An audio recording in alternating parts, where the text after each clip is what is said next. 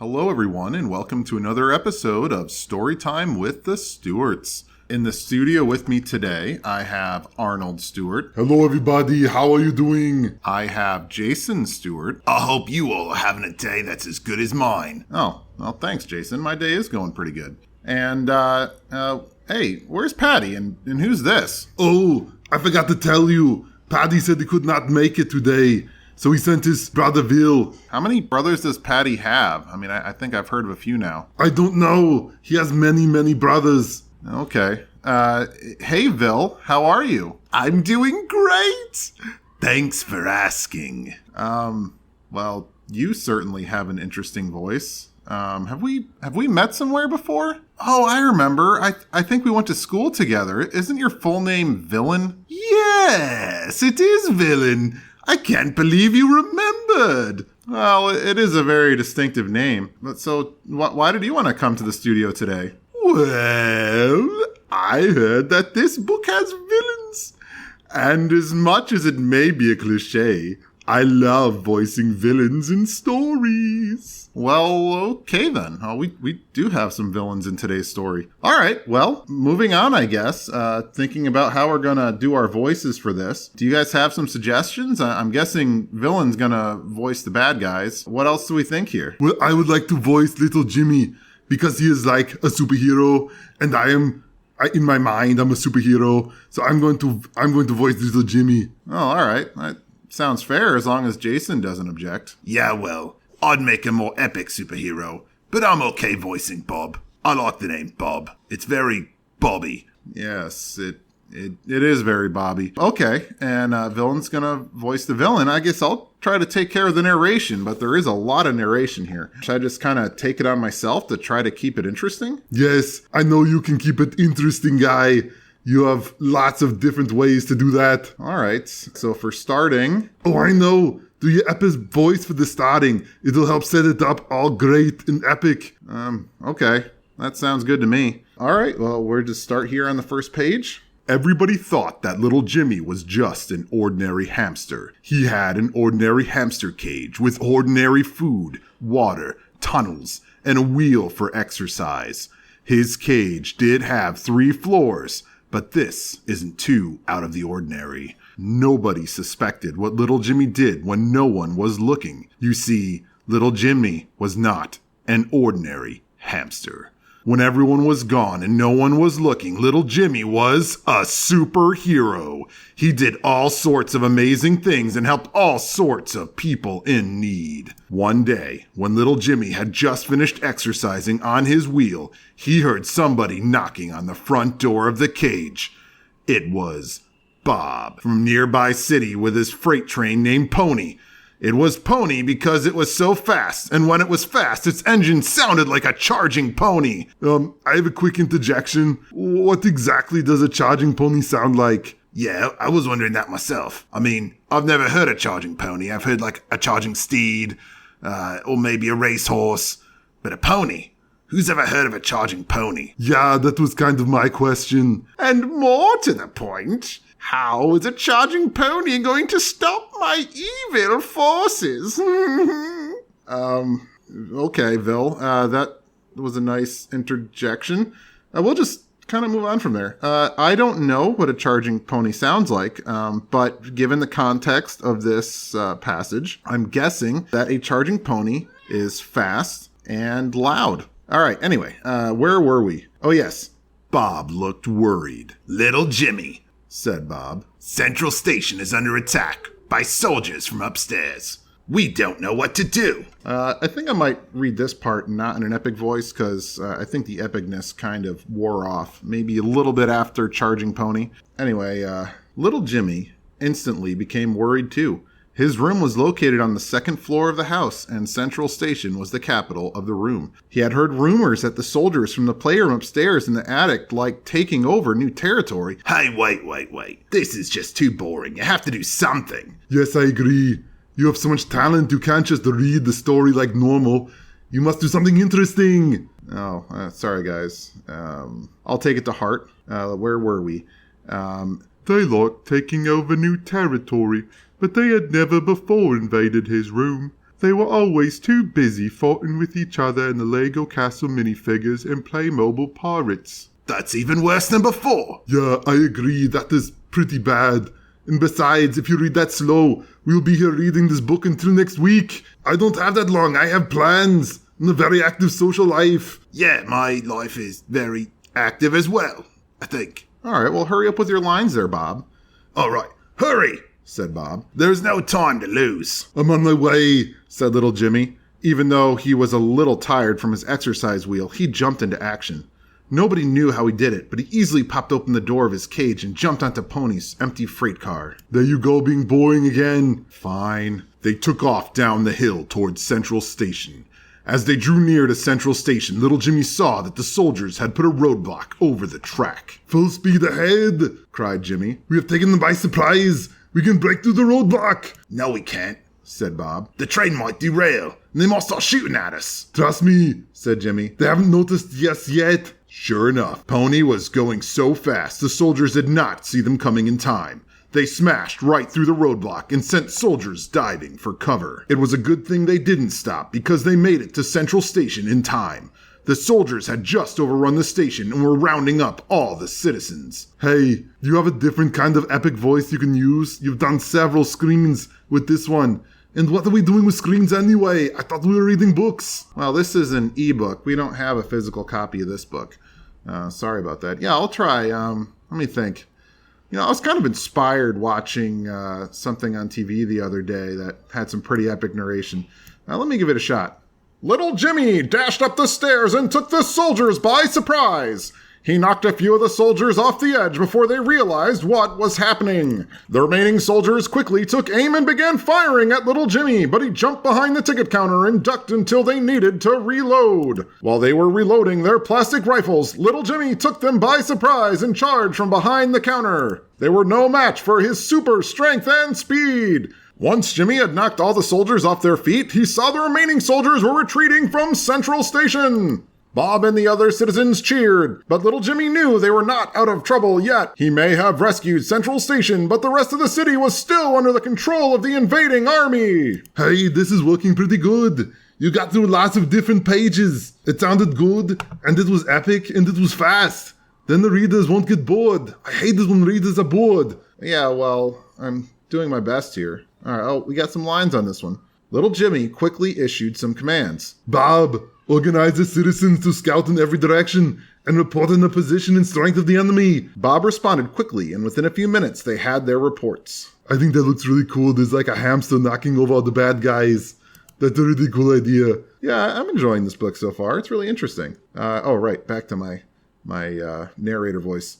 The situation did not look good. Enemy soldiers were scattered through the city. I think you meant to say throughout the city. Gosh, what are you, an English teacher? No, I'm just trying to be authentic to what the author wanted you to say. I noticed in the last book, we all missed several lines. Well, hopefully the listeners weren't all that picky. All right, I'll try to do better, I promise. They had taken citizens prisoner at the ranch, and they'd made the clock tower their base. The clock tower could only be reached by a bridge, which was well defended. We're going to need some help, said little Jimmy. Bob, is Pony fast enough to get past the soldiers and bring word to the guy who likes to dress up like a bat? I have heard he likes to help people in need. Well, now who's the one that's skipping lines? Oh, what did I mess up? I've heard that the author likes to help people in need. There you go. That's the way to be authentic to the author. I guess you're right. Everyone needs a critic. Right, well, I'm just going to say my lines now. I think I know who you mean, said Bob. He lives in the cave over by the bunk beds. If you can create a distraction on the other side of town, I might be able to sleep past the soldiers. How much do you want to bet that the guy who dresses like a bat is actually Batman? Yeah, that's probably a fair bet. All these are toys, so it's probably a toy Batman. Yeah, well, if Batman joins this fight, I gotta say the soldiers from upstairs stand no chance. Well, let's wait and see. It sounds like this is our only chance, said little Jimmy. I will lead an attack to free the clock tower and drive them out of the new base. If that bad guy will help us, lead him to the ranch and rescue the prisoners there. Little Jimmy had to think fast about how to create a diversion so that Bob could get a message through to reinforcements. Okay, citizens, he said. Let's send an empty train running down the tracks across the bridge. They won't know the train is empty and will shoot at it. I will use the train for cover and will run along the tracks behind it. The citizens of Central City lost no time in preparing a train to charge across the bridge towards the enemy clock tower. Little Jimmy positioned himself behind the train, preparing to charge. He hoped that the train would shield him from the plastic bullets he knew the soldiers would shoot. That fateful moment arrived, and the train began to pick up speed as it raced towards the heavily guarded bridge. Little Jimmy ran behind the train, keeping his head low to avoid being seen. Just as he thought, the enemy soldiers began shooting at the train as soon as it came into range, but their shots could not slow it down. It barreled across the bridge at full speed and knocked some soldiers off. The remaining soldiers were completely surprised to see Little Jimmy burst into sight from behind the train. Wow, that hamster is really cool and smart. I think he's my new hero. Well, he's definitely the hero of Central Station. The distraction worked, and Little Jimmy saw Bob escape from Central Station and head towards the cave by the bunk bed. He hoped that Bob would be able to convince that reclusive toy to join their fight against the enemy soldiers. He turned to look at his next obstacle, the clock tower. Hey, this next part is pretty epic. Perhaps you can help a little bit? Maybe try to make it even more epic? I could try doing that again. Little Jimmy didn't know what to do, and there was no time to plan, so he charged full speed down the tracks. The soldiers were surprised by his bravery. Okay, I'm wondering where my lines are. Well, not yet. Well, all my soldiers keep getting surprised. Well, that is because they are just plastic soldiers up against a superhero hamster. Who would expect a hamster to be a superhero? It's very disconcerting to a plastic enemy soldier. Well, my next time I'll make sure I account for superhero hamsters. At any rate, there's no chance he'll take my clock tower. It's too well guarded and tall. Well, there's only one way to Seaville. All right, where were we? We'll just restart this one. The soldiers were surprised by his bravery, and he quickly knocked all the soldiers off the second floor. There was only one more floor to clear, and he had no way to make the clean jump. He could not get to the third floor.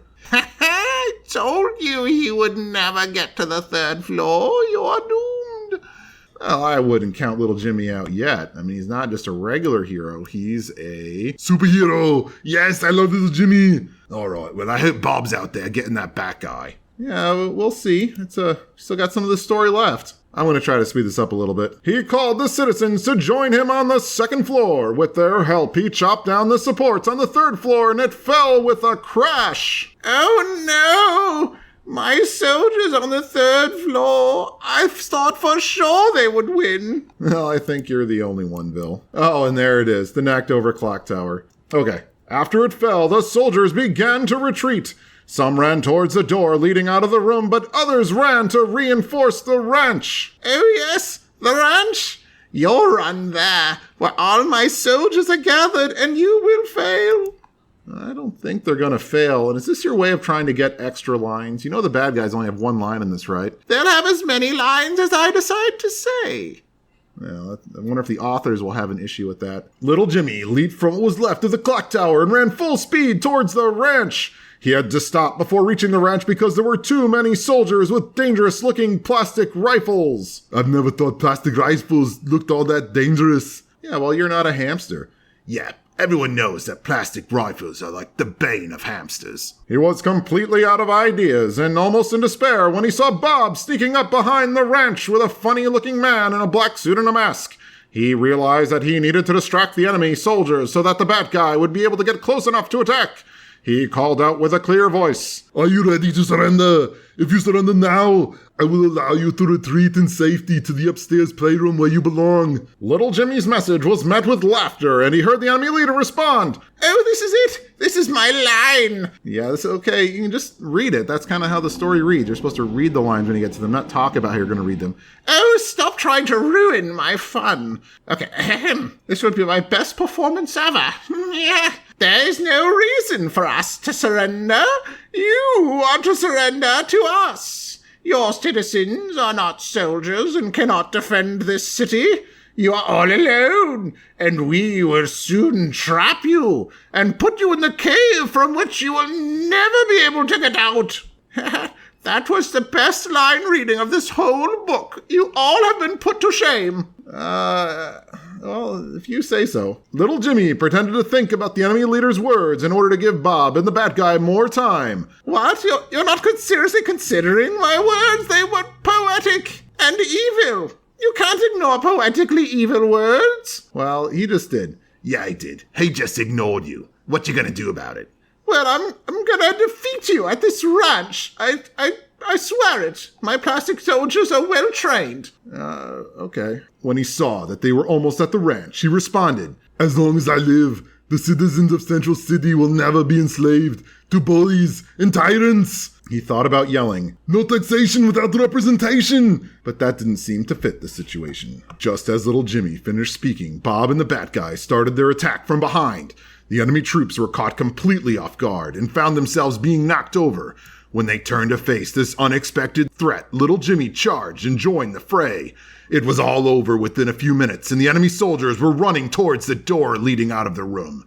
Victory at last! Little Jimmy turned to say thank you to the Bat Guy, but he was already gone. Bob spoke up. I don't think he likes to hang around to take credit, but he was glad to help. And I'm glad to help. And wait. I'm sure you are glad to help, but that's not your line.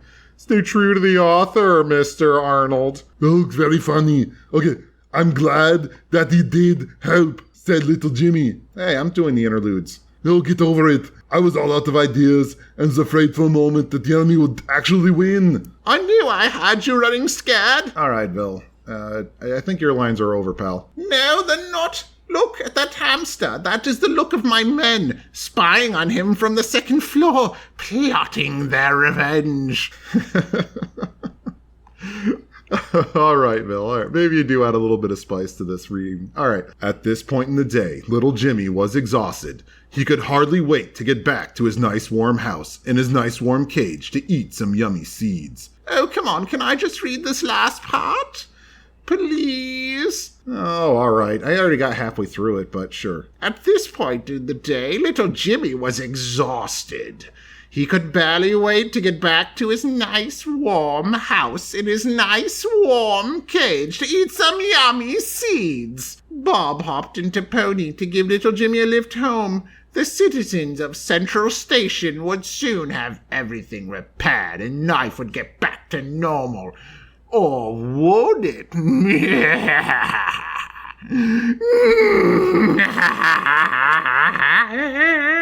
Not if I have anything to say about it. The end. That was really kind of creepy and not sure that that's how the author intended to end the book. Well, that's the way I decided to end the book. Okay, Bill. Well, hopefully our fellow readers will appreciate it. Yeah, so I hope you enjoyed today's book reading of Little Jimmy and the Battle for Central Station. If you liked it, please subscribe to our channel. Parents, we would love to get submissions of your kids reading this book in their epic voice. For more details, check out our website. All right, everybody. Goodbye. Adios. Sayonara. Until next time. Bill.